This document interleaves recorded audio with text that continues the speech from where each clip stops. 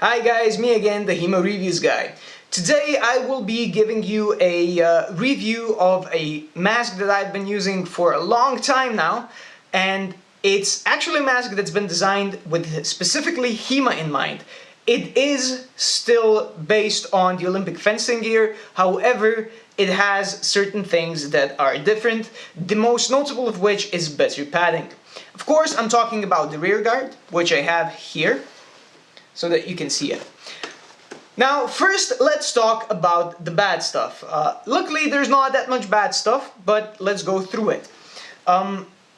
This part, after which the mask actually gets its name, is not really all that useful. I mean, it's fine, it can cover up, if you're using a back of head such as I am, it can cover up some of the skin that might be showing, which is always a good thing, but that's not the reason to spend extra money on this helmet. Luckily, there are plenty of others. You will see that this belt that covers the seam between the front mesh and the side mesh has been very heavily beaten up. I've been using this mask quite heavily for quite a long time now. I'm not surprised it got beaten up, and I haven't used any covers to actually put it over, but I still think this is something that I can point out. Also, these side thingies have also been dented in through use. The mesh has taken some small dents from very strong strikes or very deep stabs, but it's actually held up really well. It's held up as well as an all-star mask does, which is not surprising because the mesh is made by the same factory. So the mesh, good, I have no qualms there. The bib is nice and comfortable, it's rated 1600 newtons, and that's it as far as the mesh goes. The only other thing that I have a slight problem with, well actually I don't have it anymore because of the back of head, but this Velcro that we have, it is very durable because the bottom part is made on a plastic. So this part, let me see, yeah, this part is basically some sort of plasticky material, and when you put the mask on, it kind of feels a little bit like it's cutting your ear.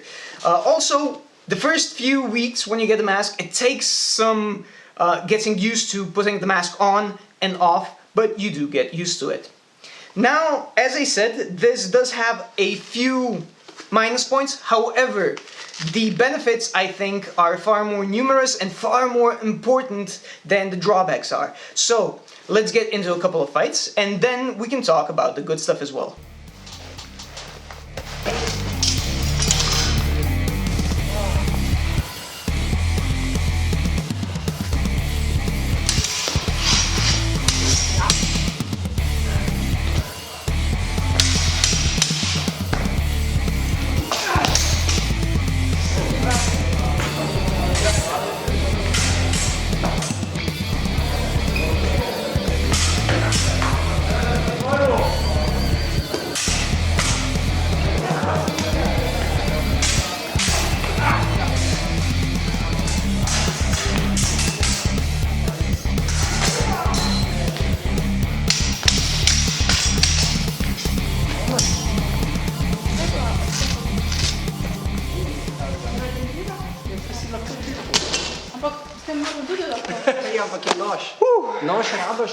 Okay, so let's talk about this mask.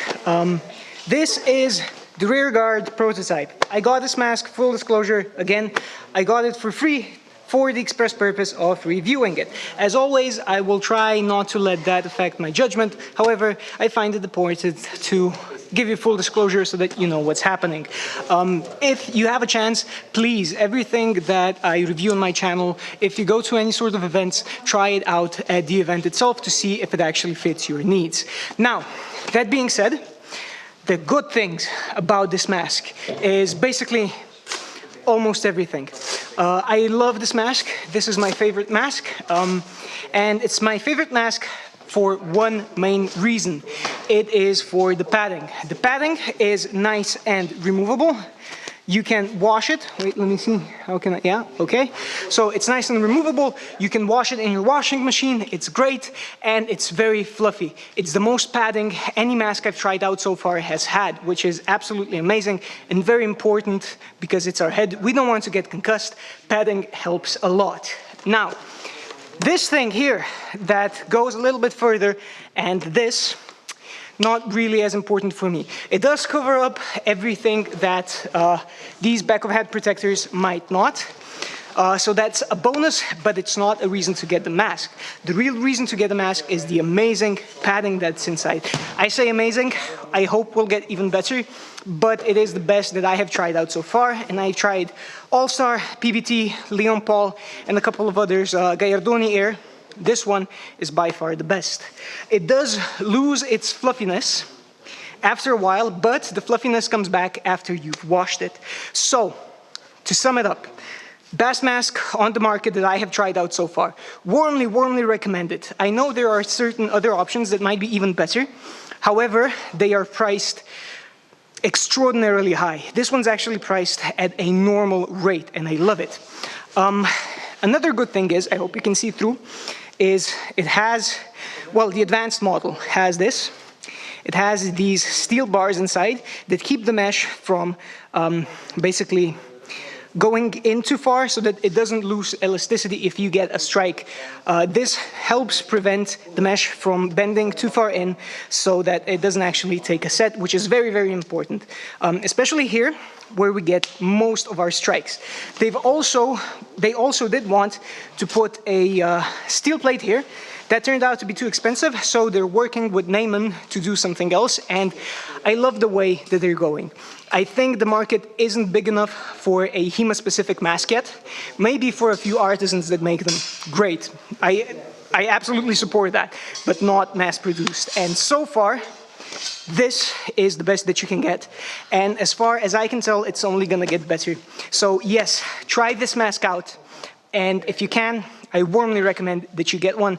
It's your head. This is the first mask that I have been comfortable using without a scrum cap, which should say a lot. So hopefully this has been useful, and until next time, have a good one.